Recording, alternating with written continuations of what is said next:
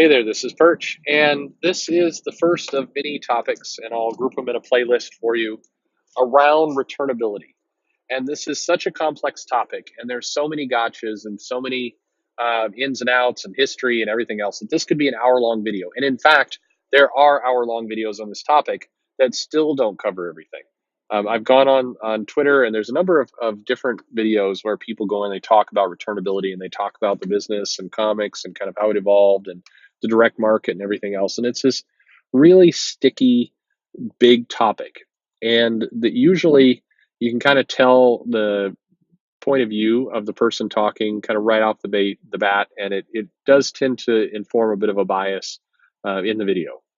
But the bigger question I have is who is sitting there and listening to an hour and a half video on this issue? I don't think many people are, which is why there's so many misunderstandings on the topic.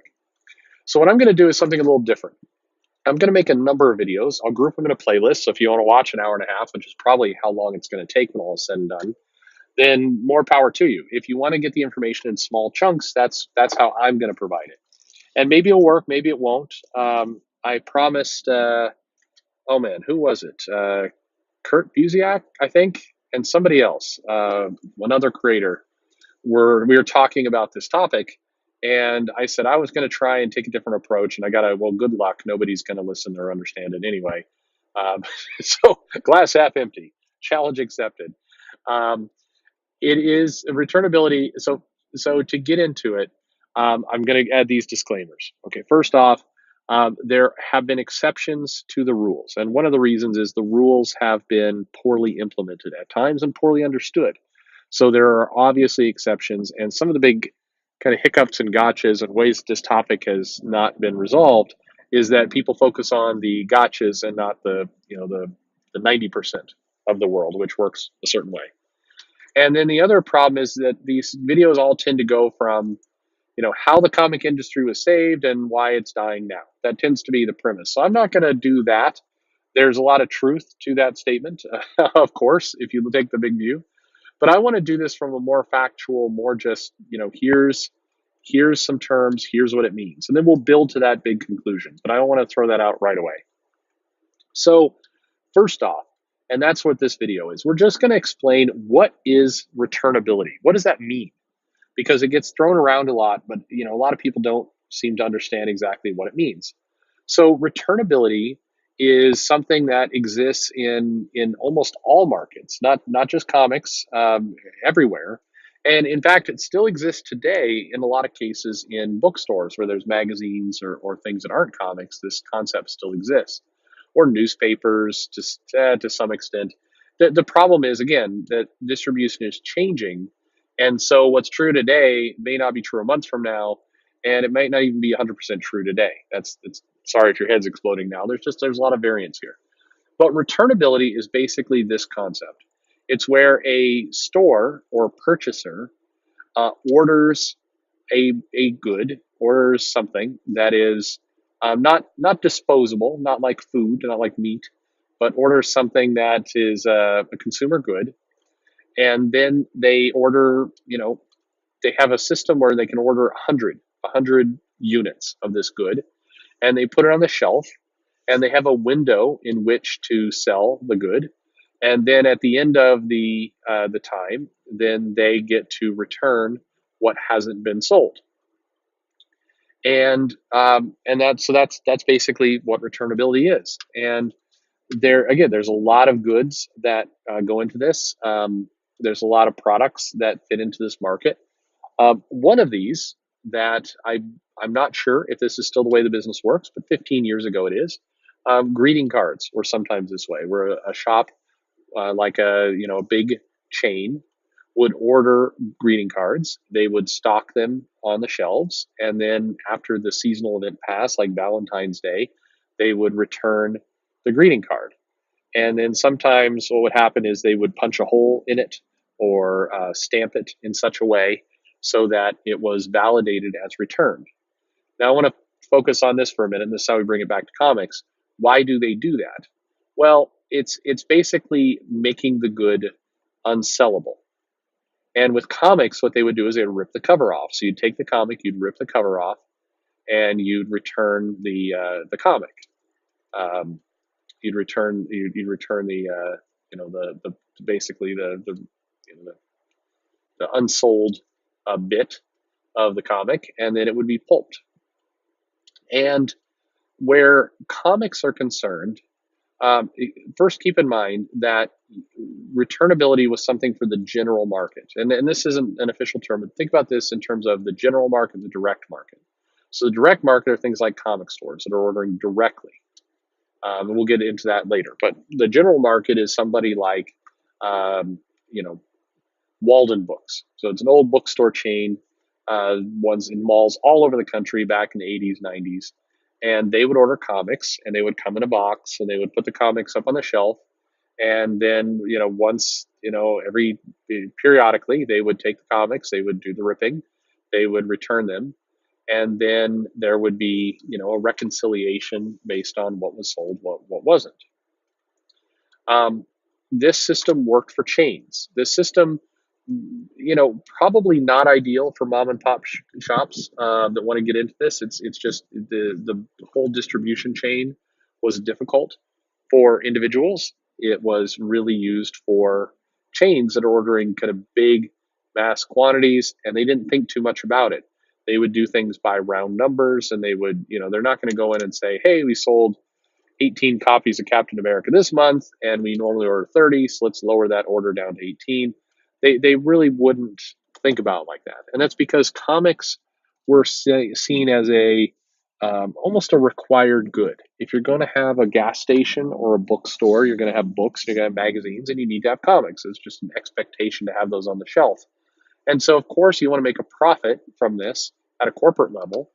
But at an individual bookstore level, it didn't really matter too much. Your goal was just kind of profit in, profit out, or money in, money out, and you did not get into the minutia of is this magazine selling versus this magazine.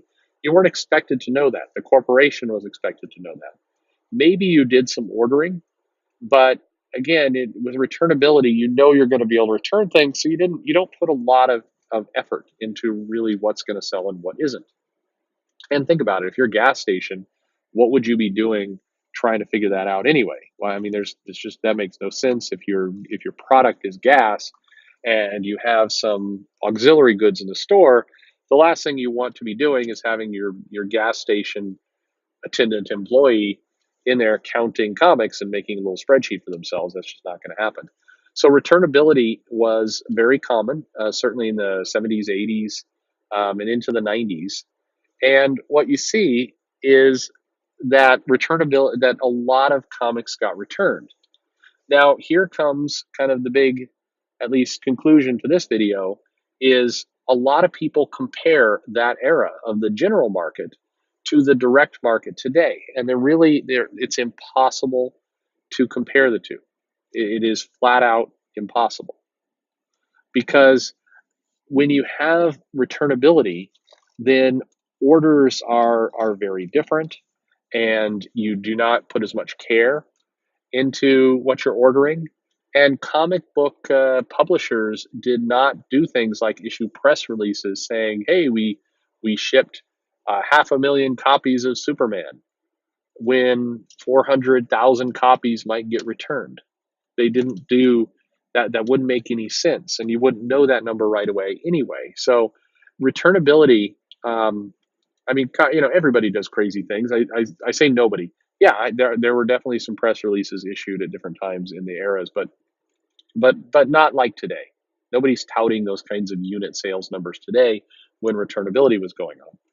But why it's impossible to compare now to today to say the 80s and 90s is when you say, oh my God, look at this. X-Men used to sell 200,000 copies and now it's selling 40. The bottom has dropped out of the comic industry, which is something that I hear often. Why that is a completely flawed argument is the 2,000 copies. First of all, we're going to the general market, meaning it were going to bookstores, it was going to gas stations, it was going to places that, didn't even have comics as a primary part of their business. They didn't care. The other reason is 200,000 copies didn't get sold. 2,000 copies were going out into the world, and then, in some cases, 140,000 were coming back. And so it's not, the actual units that sold were far less than what was going on than what it looked like from the initial order. So to compare the initial order number to today's initial order number is impossible, because people are not selling comics that way anymore. But what is true about that number, and what is a factor, is that back when there was returnability and back when there was the general market, there were more people taking chances on comics. So even if, say, Superman didn't sell in a gas station, you can argue that a kid who's going into the gas station while, dad pays for gas, is getting exposed to Superman. And that exposure you can't put a price tag on, but undoubtedly it did lead to sales, and it did lead to comic fans. So the fact is, there's fewer comics out in the world now. And because there's fewer comics out in the world, there's less exposure. And that definitely has an impact. And that's one way the business is fundamentally different from the 80s, 90s to today, is that there's much less exposure to comics. That exposure now happens in the form of movies and TV shows and t-shirts and things, which, as we've discussed before, aren't leading to sales. So returnability as a topic it's a tough one, because again, you hear people say things like, wow, the bottom's dropped out of the comic industry, it's not selling anywhere near where it used to. And the problem is, it wasn't selling those numbers back then either. But there are fewer comics out in the world, leading to this exposure. And that's a definite factor. And that's something we're going to get into in future videos. But I wanted to just kick the topic off. So we're going to go a lot more into this. We're going to show some sales figures. I actually found, like, I uncovered gold. I found some old spreadsheets from way back in the day, in the late 80s, that I'm excited to show you and point out some of these numbers, and to talk a little bit about how the comic business has evolved. But, the conclusion I'll give to this is, it is true to say that the comic industry as a whole is hurting. It's true because there's less exposure. It's true because there's piracy now. It's true because you don't have the attach rate on titles anymore. You have a steeper drop from issue 1 to issue 2, and so on. You have a lot of definable metrics that say the comic industry is not super healthy at the moment. But the majority of what people point out as the indicators of why it's not healthy are not the reasons. And that's what we're going to get into in future videos. That's what's really important to understand, why this returnability topic is so important, because we need to compare apples to apples. We need to look at what really is causing challenges to the industry if we hope to repair it. If we say, if we always use this comparison of the 80s and 90s to today, well, there's a million factors that have changed, and we cannot just turn the clock back and go back.